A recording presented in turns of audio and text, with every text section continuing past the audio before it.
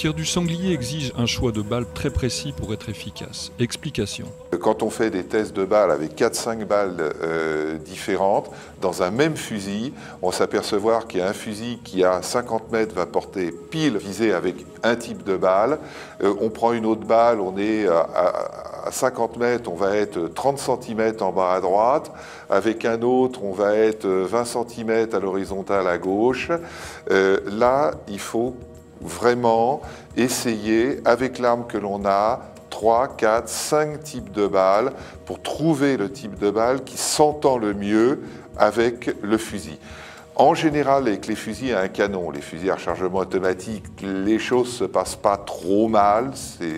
Les armes ne sont pas trop capricieuses en fonction de la balle, mais avec les fusils juxtaposés ou superposés, on assiste souvent à des choses assez surprenantes. Donc le premier point, c'est de s'assurer que l'on a une balle qui va être bien portée par le fusil qu'on utilise. Alors après, il y a des balles plus ou moins efficaces. Une bonne classique comme la Brenneck, elle a démontré son efficacité. Une Brenneck Rubin Sabot, c'est mieux. C'est encore mieux. Les slugs américains, surtout dans les versions modernes, des slugs assez lourds avec des têtes un peu creusées, sont très efficaces. Ils ne sont pas tellement utilisés chez nous, curieusement. Moi, personnellement, je conseillerais de rester sur ces valeurs sûres. Je dirais la Brenneck classique, la Brenneck Rubin Sabot, la sous-calibrée, et les slugs américains.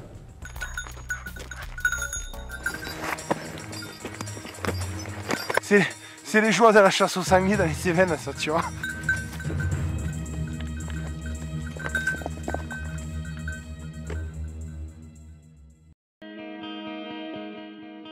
Choisir son arme est un acte capital qui relève à la fois d'un processus culturel, traditionnel, mais aussi d'expérience.